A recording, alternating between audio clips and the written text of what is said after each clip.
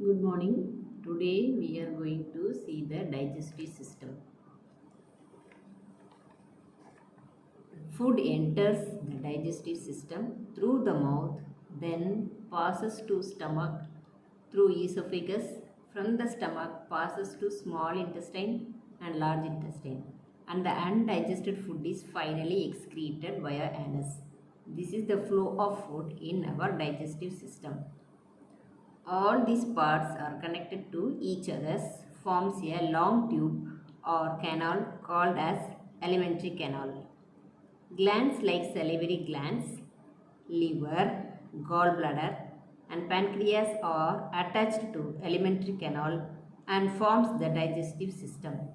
Accessory glands and the alimentary canal together makes the digestive system. Digestive system can be split up into two parts.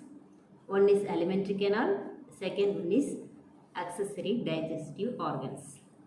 Alimentary canal or gastrointestinal tract start from the mouth, esophagus, stomach, duodenum, small intestine, large intestine, rectum, anus. And the accessory digestive organs are teeth, tongue, salivary glands, gallbladder, liver, pancreas. These parts are not the part of GI tract but have role in the digestion. Along the way, food breaks down into molecular fragments absorbed through the lining of the tract and goes in blood that surrounds. Digestion comprised of 6 actions. Ingestion, that is the basic act of eating. Propulsion, that is swallowing the food. Third one is mechanical breakdown, using the teeth, grinding the food and it mixes with saliva. Tongue helps to mix with saliva, that is the mechanical breakdown. Fourth one is digestion. Here the hydrochloric acid and enzymes act on food and breaks down it. That is the chemical reaction. Fifth one is absorption. Passed through the small intestine, lining of it absorb the nutrients. Sixth one is defecation. Unabsorbed waste products expelled out, aided by reflex, that is mediated by the central nervous system. The gastrointestinal tract start from the mouth and the accessory organs, salivary glands, that is parotid, submandibular and sublingual. 3 salivary glands, esophagus, stomach, liver, gallbladder, small intestine, large intestine and anus. There are circular muscles helps to close the pathway in the upper esophageal tract, that is upper esophageal sphincter and lower esophageal sphincter. It prevents the hydrochloric acid goes up into the esophagus and oral cavity. And also another one sphincter, pyloric sphincter, it closes until the food is stay in the stomach long enough to get proper digestion. Then it opens up and let the food go into the duodenum and small intestine. Okay. The process of digestion. Whatever the food we eat, it should be made soft and wet, because if it is rough and dry, it cannot be easily travel through the alimentary canal. The teeth makes the food smaller pieces. Saliva make the food wet. Tongue helps the food to mix with the saliva and makes the food as a bolus. This bolus travel into the esophagus. Enzymes in the salivary amylase, ptyalin, changes the carbohydrates like starch into sugar. The bolus travel by the contraction and relaxation of the alimentary canal, that is called peristaltic movement. Helps the food to move down Food enters from the mouth via esophagus, enter in the stomach. Stomach is like a bag-like organ. It expands when the food enter into it. The walls of the stomach has gastric glands. These gastric glands secretes hydrochloric acid, pepsin and mucus. The hydrochloric acid kills the bacteria that enters into the stomach along with the food.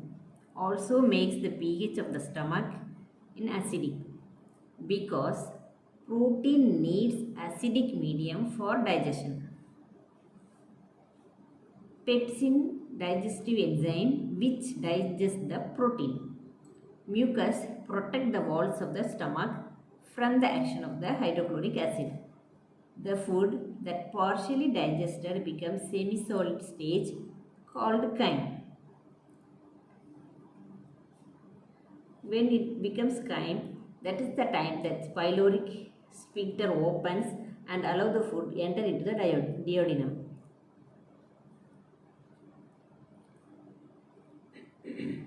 Small intestine. In the duodenum, the bile duct is connected, and the pancreatic juice also mixed together and helps in the duodenum for furthermore digestion.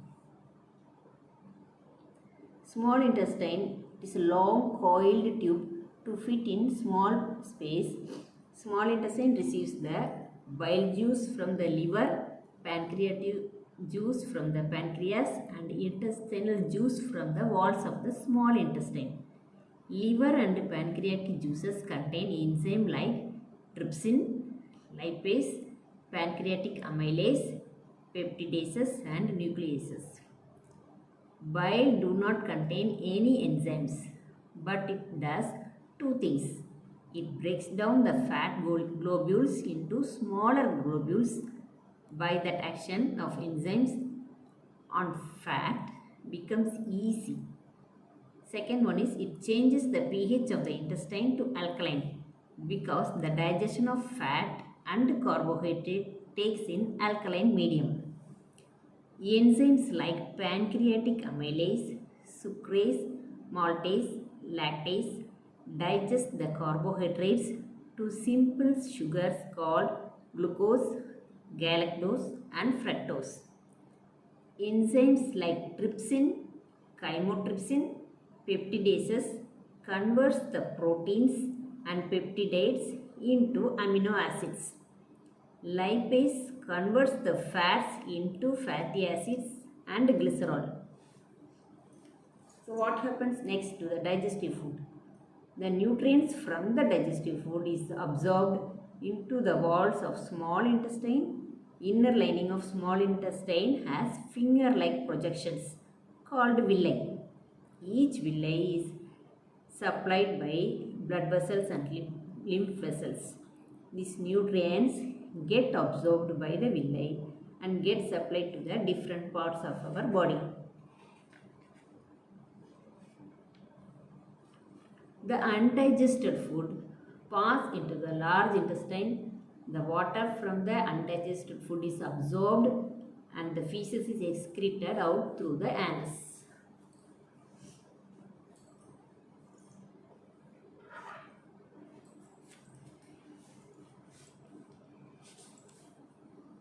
See here, food enters, the salivary gland secretes the saliva and the teeth grind the food. Saliva mixed with food and goes to the esophagus. Here is the upper esophageal sphincter and lower esophageal sphincter. It prevents the hydrochloric acid goes up into the esophagus and mouth. Here in the stomach, the food comes and chemical digestion happens. Here hydrochloric acid, pepsin and mucus is there. Mucus protects the lining of the stomach. So here the food goes. This is the pyloric sphincter. It allows the food when it becomes very soft and easily digestible like chyme. That is called chyme. So when it opens and allow the food slowly into the duodenum. Here duodenum, the bile duct secretes bile.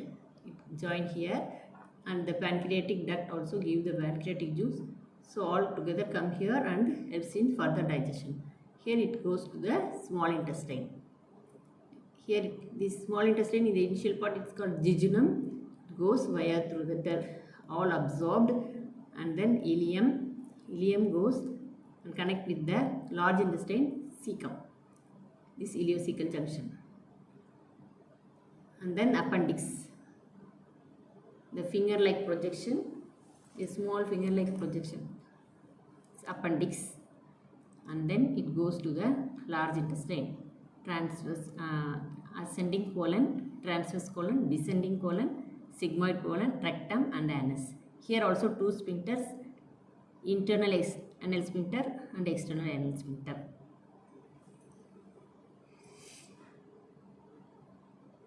I hope you understand all.